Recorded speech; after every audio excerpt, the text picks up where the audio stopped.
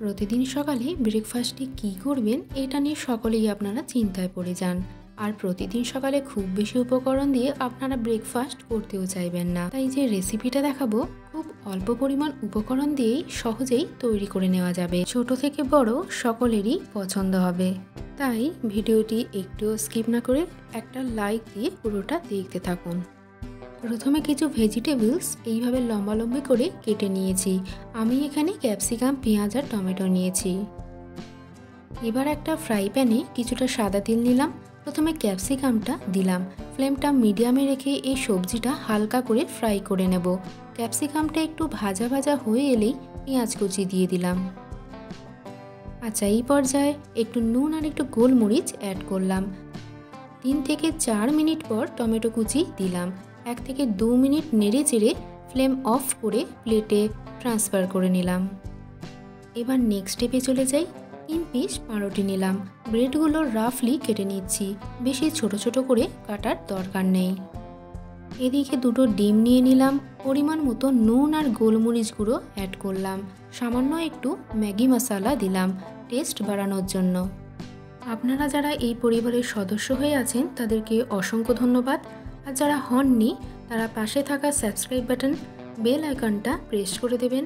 যখনই এই চ্যানেলে নতুন কোনো ভিডিও আপলোড হবে সেই নোটিফিকেশান আপনারা সহজেই পেয়ে যাবেন।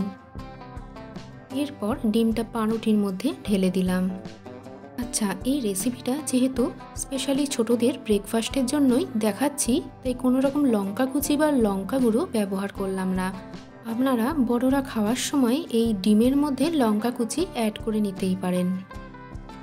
আমার এক বন্ধুর রিকোয়েস্ট রেখেই সপ্তাহে অন্তত একদিন এই ব্রেকফাস্ট রেসিপি রাখার চেষ্টা করি।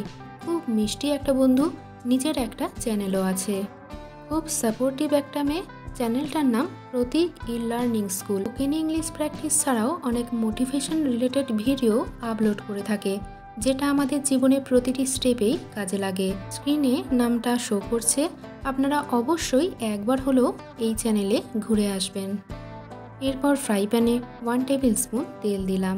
তারপর পাউরুটি ডিমের মিশ্রণটা দিয়ে দিলাম। স্প্যাচুলার সাহায্যে প্রেস করে একটু সমান করে নিচ্ছি। দেখুন, এই রকম শেপ দিলেই হবে। আর ফ্লেমটা এই সময় অবশ্যই একদম লোতে রাখতে হবে। এরপর ঢাকা দিয়ে দিলাম। 2 থেকে 3 মিনিট পর দেখবেন এক সাইডটা ভাজা হয়ে গেছে।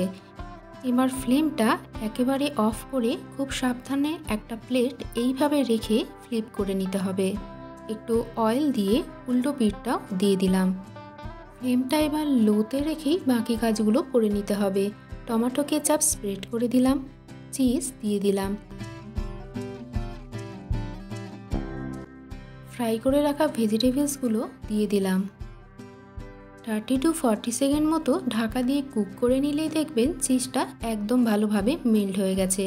এবার একটা প্লেটে ট্রান্সফার করে নিলাম। এবার একটুখানি চাট মশলা দিলাম। তাহলে দেখলেন তো কত সহজভাবে এটা তৈরি করে নেওয়া যায়। অবশ্যই ট্রাই করে দেখবেন আর কমেন্ট করে জানাবেন কেমন লাগলো। ভিডিওটা দেখে ভালো লাগলে চ্যানেলটা সাবস্ক্রাইব করার অনুরোধ রইল। দেখা হচ্ছে নেক্সট ভিডিওতে।